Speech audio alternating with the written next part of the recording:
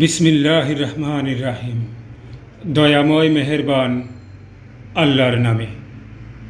মূসা নিজ সম্প্রদায় থেকে ৭০ জনকে আমার নির্ধারিত স্থানে সমবেত হওয়ার জন্যে মনোনীত করল।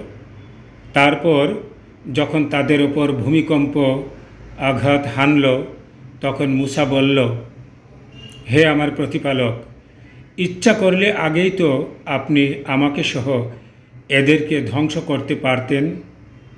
আমাদের মধ্যে যারা নির্বোধ তারা যা করেছে, সেজন্যে কি আপনি আমাদের ধ্বংস করবেন? এত আপনার তরফ থেকে এক পরীক্ষা, যা দিয়ে আপনি যাকে ইচ্ছা পথভ্রষ্ট হতে দিন এবং যাকে ইচ্ছা সাফল্যের সরল পথে পরিচালিত করেন। হে আল্লাহ, আপনিই আমাদের রক্ষক।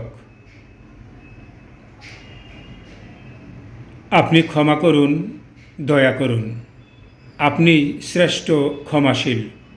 আমাদের জন্য ইহকাল ও পরকালের কল্যাণ নিশ্চিত করুন। আমরা আপনার কাছেই ফিরে এসেছি। আল্লাহ বললেন, আমি যাকে ইচ্ছা শাস্তি দেই, আর আমার করুণা তো সব কিছুতেই ছড়িয়ে আছে। আমি তাদেরকেই করুণায় আপ্লুত করি, যারা আল্লাহ সচেতন, জাকাত আদায় করে, আমার বাণী ও বিধিবিধান অনুসরণ করে। সূরা আরাফ আয়াত ১৫৫-১৫৬।